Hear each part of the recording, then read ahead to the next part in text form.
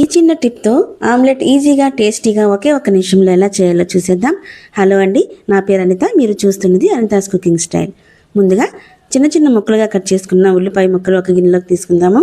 అలాగే పచ్చిమిరపకాయ ముక్కలు, తగినంత సాల్ట్ వేసుకుందాం, కొద్దిగా పసుపు,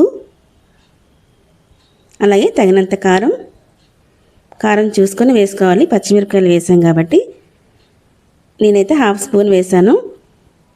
అలాగే కొద్దిగా మిరియాల పౌడర్ కూడా వేసుకుంటున్నాను. ఇప్పుడు ఇవన్నీ స్పూన్తో కలిపేయాలన్నమాట. ఇలా కలపడం వల్ల మనకి త్వరగా అయిపోతుంది, ఆమ్లెట్ ఈజీగా చేసుకోవచ్చు. ఇప్పుడు ఇవి కలిపేసాం కదా అన్నీ కూడా. ఇందులో ఎగ్స్ అయితే చెదగొట్టేద్దాం. ఇలా ఒక ఆమ్లెట్గా కూడా వేసుకోవచ్చు, లేదంటే సపరేట్గా కూడా వేసుకోవచ్చు. చాలా త్వరగా అయిపోతుందండి. ఈ టిప్తో మనం ఆమ్లెట్ అయితే ఈజీగా వేసుకోవచ్చు. అసలు ఆమ్లెట్ అంటేనే ఈజీ, ఇలా చేస్తే ఇంకా ఈజీ అనమాట. అలాగే ఎక్కువసేపు బీట్ చేయనవసరం లేదు. కాస్త మనం ఆ ఉల్లిపాయలు ఎగ్స్ కలిస్తే చాలు, సరిపోతుంది. ఇదిగోండి అంతే, ఇలా చేసుకుంటే సరిపోతుంది. ఈసారి ఇదే విధంగా 2-3 ఆమ్లెట్లు ఎలా వేయాలో నేర్చుకుందాం నెక్స్ట్ వీడియోలో. చూసారా, ఎంతసేపు నేను బీట్ చేయలేదు, జస్ట్ కలిపానంతే.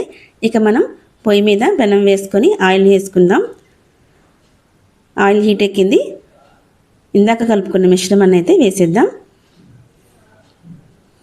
ఇప్పుడు చుట్టూ ఆయిల్ వేసుకోవాలి. ఒక 1/2 మినిట్ బాయిల్ అయితే సరిపోతుంది. టర్న్ చేసుకుందాము. చూసారా ఎంత ఫాస్ట్గా అయితే అయిపోయిందో.